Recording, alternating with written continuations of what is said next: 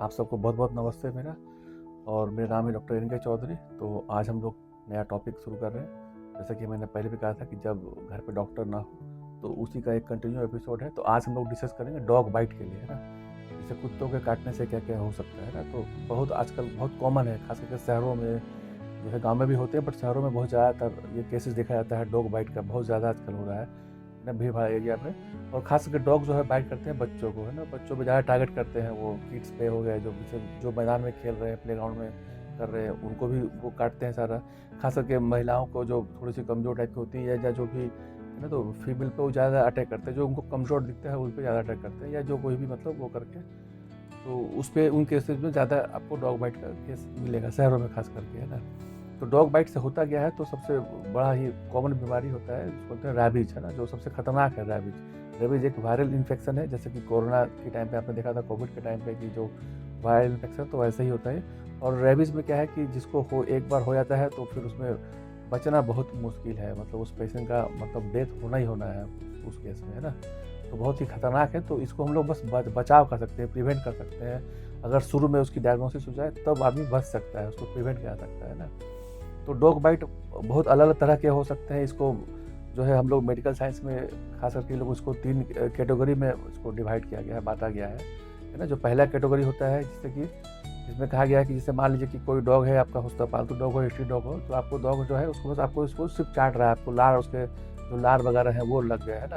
वो पैरों में, हाथों में कहीं भी आपका लग सकता है। लेकिन अगर वो लार जो है मान लीजिए कि आपके जैसे कि मुंह में या नोज़ या आइज़ वगैरह में उसका लार वगैरह, सलाइवा वगैरह अगर वो चला जाता है, तो ये जो एरिया होता है यहाँ से मतलब डिफ्यूजन के, वायरल के डिफ्यूजन के चांसेस ज़्यादा होते हैं। तो इस केस में हो सकता है। बट अगर वो आपके हाथ पैर कहीं पे चाट रहा है और कहीं पे आपको मतलब पहले से कोई जख्म वगैरह नहीं है, कोई आपका कुछ घाव वगैरह नहीं है, और वहाँ पे अगर चाट रहा है, तो कोई टेंशन वाली बात इसमें नहीं है ना। तो ये कैटेगरी 1 में आता है। तो इसमें मतलब कोई वैक्सीन वगैरह की ज़रूरत नहीं पड़ती है, कोई प्रोफिलैक्सिस हम लोग नहीं करते हैं। हाँ, लेकिन अगर आँखों में चला गया तो उसका सलाइवा वगैरह, या नोज़ में या माउथ वगैरह में चला गया, म्यूकस मेम्ब्रेन वगैरह में, या पहले से कहीं आपके बॉडी में कहीं पे जख्म था कि गिरे हुए कहीं पे छिल गया हो और वहाँ पे कुत्ता अगर वो चाट रहा है, तो फिर इस केस में आपको फिर वैक्सीन का रिक्वायरमेंट होता है। तो ये वैक्सीन वगैरह हम उसको एंटी रेबीज वैक्सीन बोलते हैं, वो हम आपको आगे बताएंगे।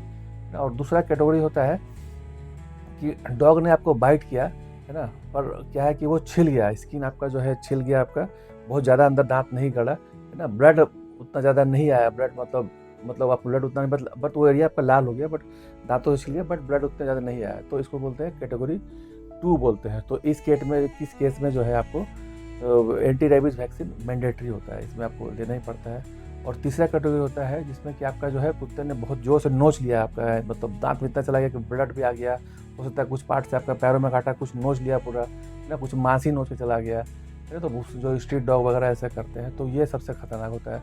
तो ये इस कैटेगरी 3 बोलते हैं। तो इसमें आपको एंटी रेबीज वैक्सीन तो लेना ही लेना है, but on the same time आपको साथ में एक इम्यूनोग्लोबिन होता है इंजेक्शन के थ्रू, वो भी आपको लेना है उस साथ में, है ना।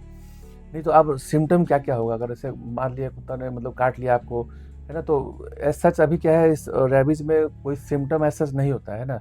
आपको जो जख्म वगैरह है उसको आपको देखना है, ऑब्जर्व करना है ना। कभी कभी होता है कि जैसे आप जहाँ पे काटा वहाँ पे मान लीजिए कि आपका जो है स्वेलिंग हो गया, रेड हो रहा है, मतलब वहाँ पे ना बहुत ज़्यादा थोड़ा थोड़ा पस पड़ने लगा, तब समझिए कि वो फिर कुछ हो सकता है कि वो कुछ कन्वर्ट हो रहा है, मतलब वो कर करके ना उसमें भी चांसेस वगैरह हो सकते हैं, है ना। बट कभी कभी होता है कि रैबीज आपका कुछ भी नहीं हुआ, लेकिन रैबीज का कोई इंक्यूबेशन पीरियड बहुत लंबा है, किसी किसी को उस टाइम नहीं हुआ, हो सकता है कि 6 महीने बाद, साल भर के बाद, 2 साल बाद, इवन यहाँ तक कि 5 ईयर तक भी केसेज रिपोर्टेड हैं जिनको 5 साल बाद भी रैबीज का सिम्टम डेवलप हुआ है और उस टाइम पे भी वो बचे नहीं है ना। तो बट अभी स्टार्टिंग में हो सकता है कि थोड़ा मोड़ा जैसे कि आपको फीवर वगैरह आया, हल्का सा साथ में जख्म में स्वेलिंग आया, तो समझिए कि आपको रैबीज का हो रहा है। और एक इसमें ये भी क्या जाता है कि अगर अगर मान लीजिए जिस डॉग ने आपको बाइट किया है, अगर वो मान लो पालतू नहीं है, बाहर स्ट्रीट डॉग वगैरह है, तो उसको अगर आप पकड़ सकते हैं तो उसको आप रखिए, कम से कम 10 से 15 दिन उसको एब्जॉर्व करना होता है। अगर 10 से 15 दिन में उसकी मौत हो जाती है तो समझिए कि उसको रैबीज था। तो आपके चांसेस है कि आपको रैबीज का फिर आपको होना ही होना है। तो इस केस में आपको फिर वैक्सीन की रिक्वायरमेंट होगी, है ना। तो सिम्टम बहुत ज़्यादा इसमें नहीं होता है ना। सबसे इम्पोर्टेंट बातें जो होती है इसमें रैबीज में, जो भी हो वो होता है वैक्सीन के लिए। हम लोग की रैबीज का वैक्सीन कैसे कैसे क्या करेंगे, किस कंडीशन में लेंगे, है ना। तो सबसे पहला कैटेगरी 1 जिसने बताया कि अगर मतलब सिर्फ सलाइवा वगैरह कुत्ता जो आपका है जब सिर्फ चाट लिया, ये कर लिया कहीं पे, एक पैर हाथ में कुछ भी, तो उसमें ज़रूरत नहीं होती। आप उसको बस अच्छे से धो लीजिए, साफ़ कर लीजिए रनिंग वाटर वगैरह में, तो फिर ठीक है, उसमें कोई ज़रूरत नहीं होता है ना। लेकिन अगर मान लीजिए कि आपका जैसे आँखों वगैरह में या फिर सलाइवा उसका चला गया, नोज़ के अंदर, माउथ में चला गया, या पहले से कोई जख्म था उस पे चला गया, तो इस केस में आपको जो है वैक्सीन लेना है ना। तो इसमें वैक्सीन जो होता है वो मतलब अलग-अलग टाइप का होता है। इसमें मतलब आपको वैक्सीन जो है मतलब डेज के हिसाब से होता है, 0 और 7 या 14 या 21 होता है, मतलब 3 वैक्सीन लगते हैं, इसमें 3 डोज़ लगता है ना। इंट्रामस्कुलर लगता है आजकल वैक्सीन, पहले पेटों पे लगता था कि 14-14 सुई लग रहे हैं, तो वो ज़माना चला गया। अब आजकल जो है डेल्टॉइड में यहीं पे हाथों में लगता है, इंट्रामस्कुलर लगता है, बहुत सिंपल सा है ना। तो अगर आप उस केस में ले सकते हैं तो उसमें सिर्फ 3 डोज लगता है ना। और 0 मतलब हो गया कि जिस दिन आपने लगाया वो जब आपको लगा कि सलाइवा चला गया उसमें, तो वो फर्स्ट डे उसको 0 में काउंट करते हैं। उसके बाद फिर 1 हफ्ते के बाद मतलब 7वें दिन फिर आपको वैक्सीन लेना है। उसके बाद फिर आपको जो है 14 डेज, और 14 डेज नहीं लिए तो 21 डेज, है ना। तो ये 3 ही लेना होता है, मतलब कैटेगरी 1 बारे में जो है आपका ये है ना। अब कैटेगरी 2 हो गया, जैसे कि आपका जो मतलब काटा स्क्रैच कर गया, आपका जैसे छिल गया पूरा, लेकिन ब्लड नहीं आया, फिर भी आपका जो स्किन पे काफ़ी ज़्यादा मार्क पड़ गया। तो इस केस में सबसे पहले आपको क्या करना है कि आपको जो है रनिंग वाटर में, टैप वाटर मतलब जैसे नल खोल करके वहाँ पे मतलब उसको आपको हाथ को धुलना है, कम से कम 15 से 20 मिनट तक उसको पानी से साफ़ करना है ना। जब तक पानी रनिंग वाटर में, जब वो रनिंग वाटर में आप करेंगे तो उससे आपका कम से कम जो है, जो भी इसका वायरस अगर वगैरह है, तो कम से कम 50 to 60% वायरस उसमें पानी से निकल जाते हैं, 70% तक धुल जाता है ना। तो उस केस में कीजिए। और उसके बाद आप जो है बीटाडीन वगैरह आता है ना, पोविडीन आयोडीन बोलते हैं, उससे आप उसको थोड़ा सा मतलब लगा करके उसको आप उसको थोड़ा सा क्लीन कर सकते हैं, एंटीसेप्टिक लगा सकते हैं उसमें, है ना। और इसमें आपको एंटी वैक्सीन लेना है, मतलब एंटी रैबीज वेरी वैक्सीन वगैरह जो है वो आपको लेना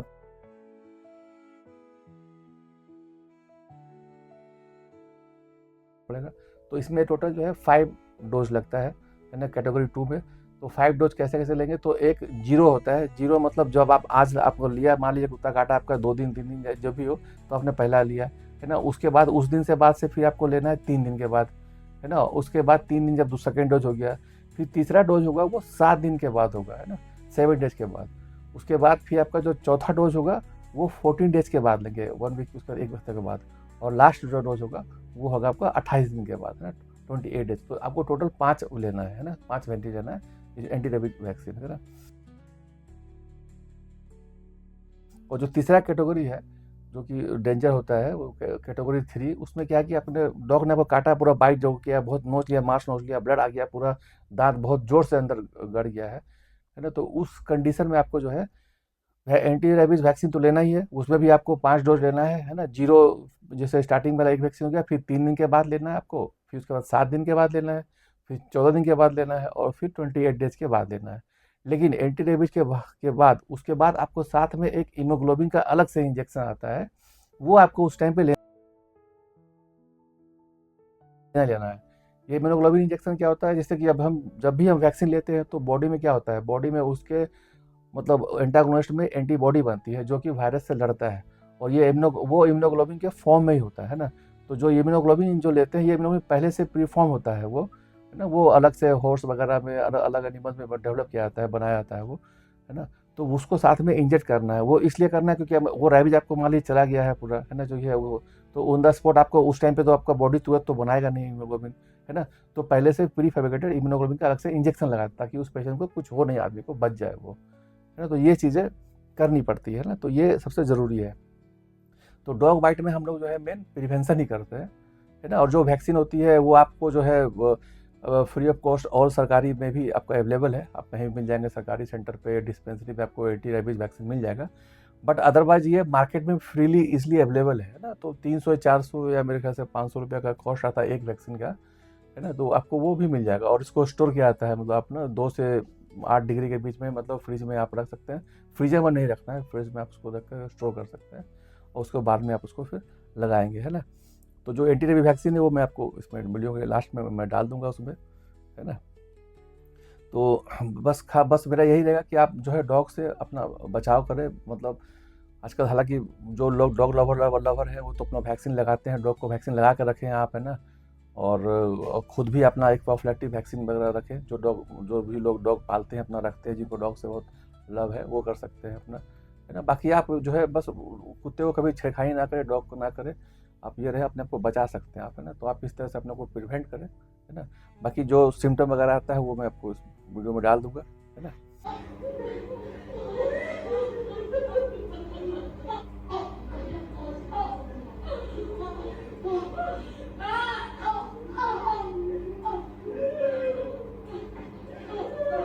तो आप ज़्यादा से ज़्यादा अपने आप